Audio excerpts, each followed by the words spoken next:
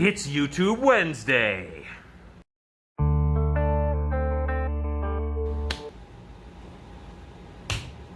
Going to make a sheet ghost mask.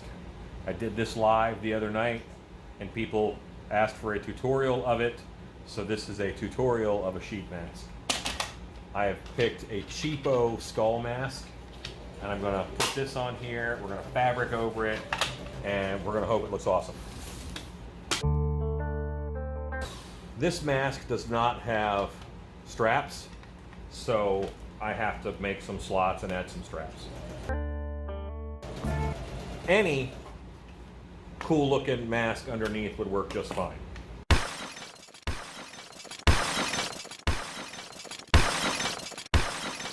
I like skulls. Skulls look good. We're going to put fabric over it and we're going to paint it, so it's going to be a thing.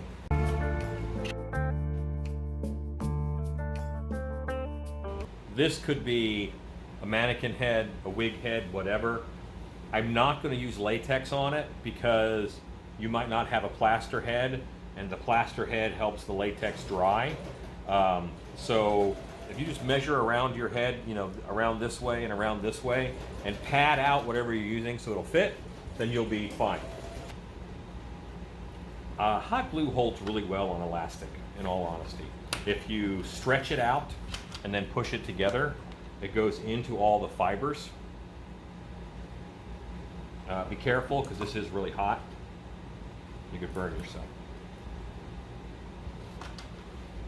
So I put them together, then I stretch it, and then I squeeze it, and I let it go back.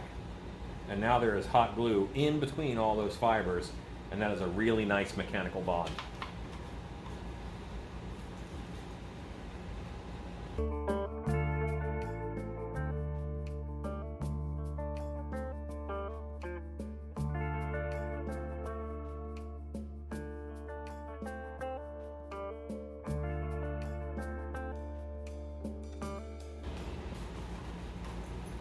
Now it will stay on pretty well.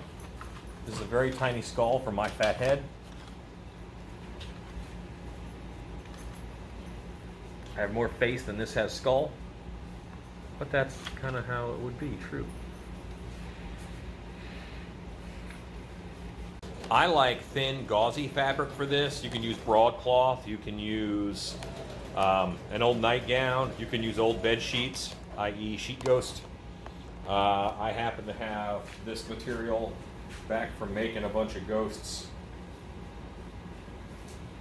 And I want a square or two that I know will fit over this head with extra.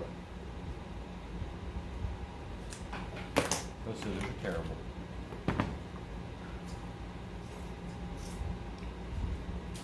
I'm going to do two.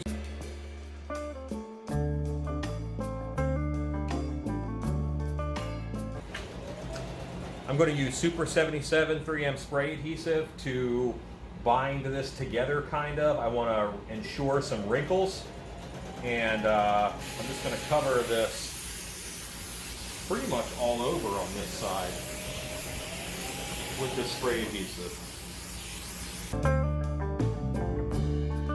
I'm also going to hit the mask itself.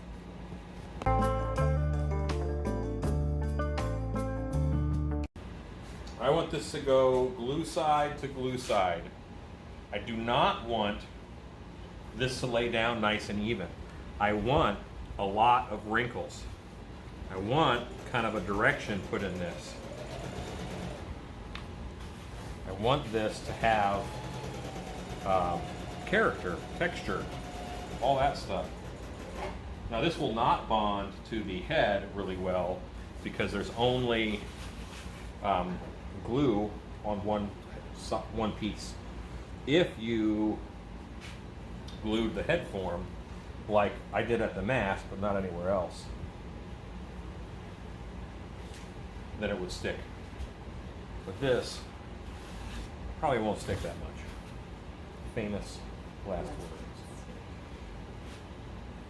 Okay, that's great. That's one. I'm going to do another one over top of this. But I want to shape this one a little bit. I'm going to use a hot glue for that. All these fins and things, I'm going to put them exactly the way that I want them to go. I'm going to do it with hot glue. I want this to be pretty instant. I'm not going to wait for anything to dry. This one kind of has to fold this way or else it would cover the eye. And we're going to cut into this too.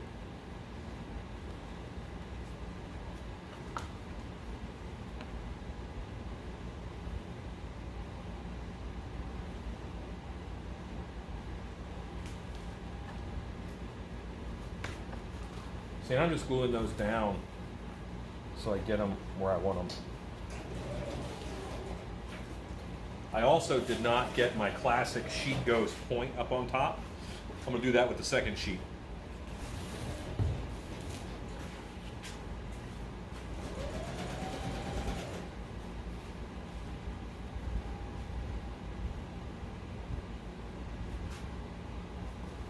That feels a little big.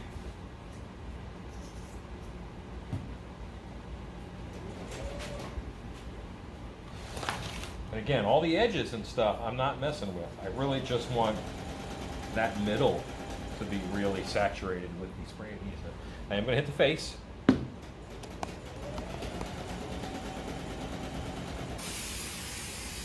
So I want these two to stick together.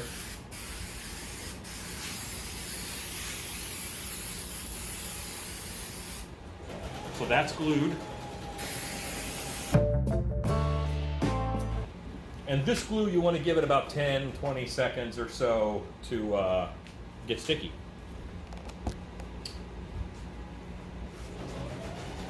This time I'm going to grab it from the center and squeeze it, and here's my point.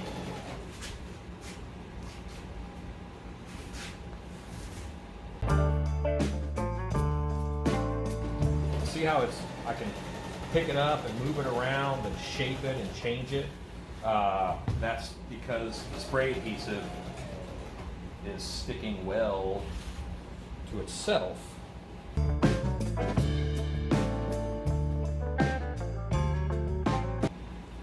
I want a little bit of that flowiness to still read. I still want this to feel like it has some flow to it.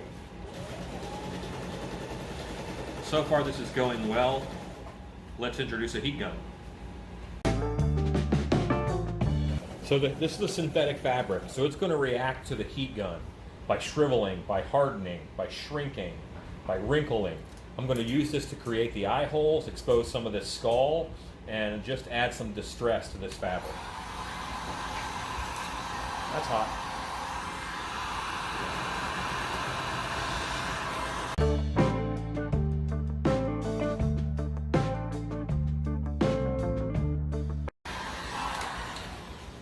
Okay, so now I have enough of my skull exposed.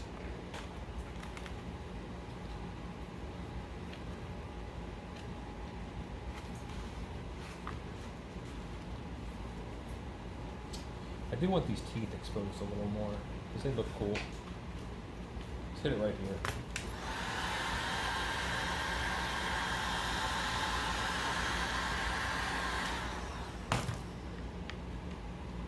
And the fabric kind of turns into napalm as it melts, so it sticks really well to itself and the mask and your hands.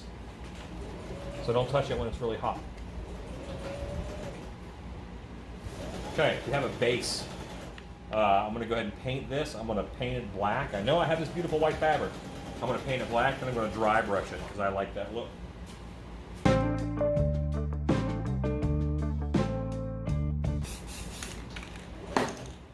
This has to dry, and I'll come back with a dry brush. I have my mask here. What kind of paint you use doesn't matter. Doesn't have to flex. I'm using latex mask paint because I have a bunch of this on hand. If I just had tempera paint on hand, or if I just had acrylic paint on hand, that's what I would use. It does not matter. I could finish this out with spray paint. That would be fine also.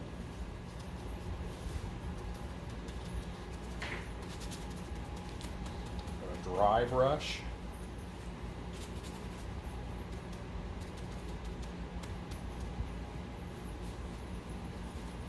And I want all these wrinkles and things to show up. That's why I want that on there. I want all those wrinkles, all that texture.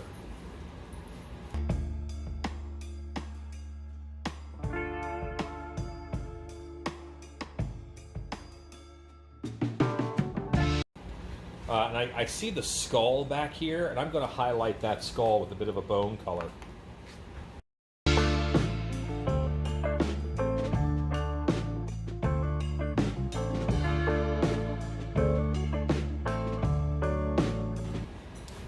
As this wears, as this gets more distressed, if you're using it in a haunt like night after night, then you might need to go in and paint a few more additional areas of the mask that change and get exposed.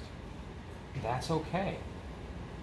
That's part of this, you know, evolving and being a thing. That's certainly not negligence from the guy who showed you how to make it. Not at all. I'm going to use the dry brush to highlight that skull under there even more. Like I'm hitting those eye sockets. I'm hitting up here where the brow is, that part of the cranium. Everywhere the skull is, we'll hit a little harder and sell that skull underneath of there.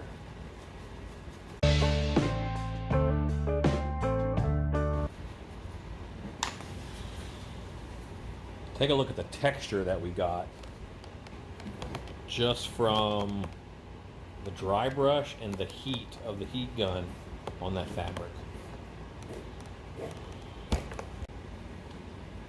I'm going to use the hot glue gun to fix a few more of these areas that I think could be a little tighter and better contained, and just we're shaping this head into what we want. And this has a very classic feel to me, like a EC Comics ghost, or I like that real shreddy look that you get in sketches so often.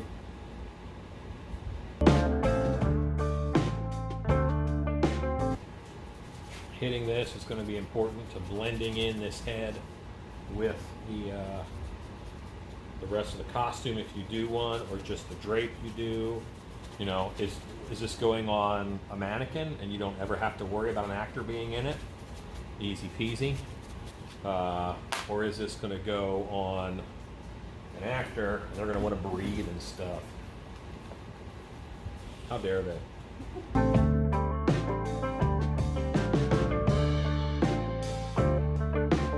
This could very easily be called done now. It is like a very skeletal, shroudy skeleton, sheet ghost kind of thing. I'm going to hit it with a little bit of spray stain real quick, which is just like leather dye in a water bottle. And honestly, what I'm using, it's probably 5 years old. See if it works. Just a spray bottle with water and dye.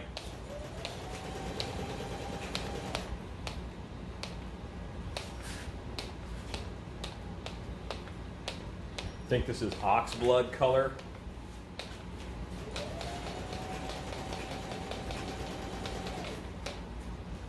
Just to give it a little more dimension. There we go. Let's take this off of the head form, which can be challenging. Remember, glue was involved. Be patient. If I've learned anything from live videos, it's that y'all are not patient. Hit it with a hammer, throw it off a roof.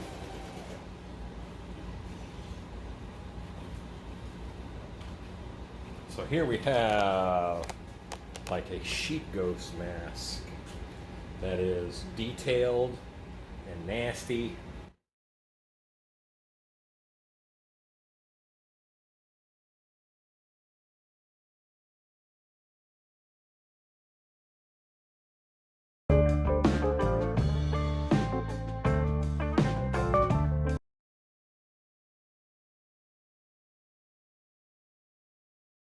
Go make stuff!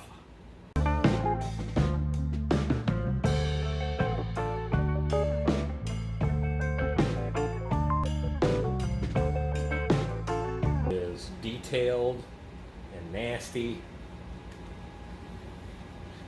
and Pantene fabulous.